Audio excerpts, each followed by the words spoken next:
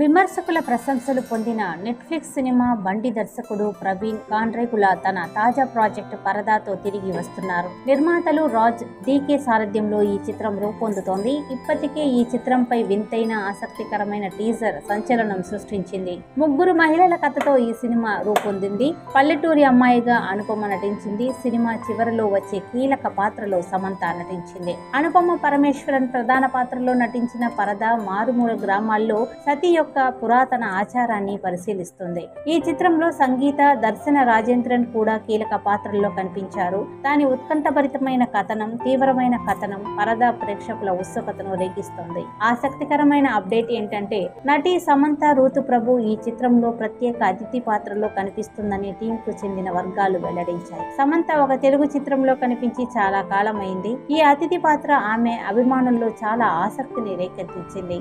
ఆమె పాత్ర కథనంలో కీలకమైన సమయంలో వస్తుందని, ప్రేక్షకులను ఆకట్టుకునే ఊహించని మలుపును అందిస్తుందని చెబుతున్నారు. సమంత నటించిన సన్నివేశం త్వరలోనే చిత్రీకరింపబడుతుందని భావిస్తున్నారు. ఇది సినిమాలోని అత్యుత్తమ క్షణాల్లో ఒకటిగా ఉంటుందని సన్నిహితులు సూచిస్తున్నారు. పరదా పూర్తి కావడానికి దగ్గర పడుతున్న తరుణంలో సమంత అతిథి పాత్రలో నటించడం సినిమాపై ఉత్సాహాన్ని పెంచింది.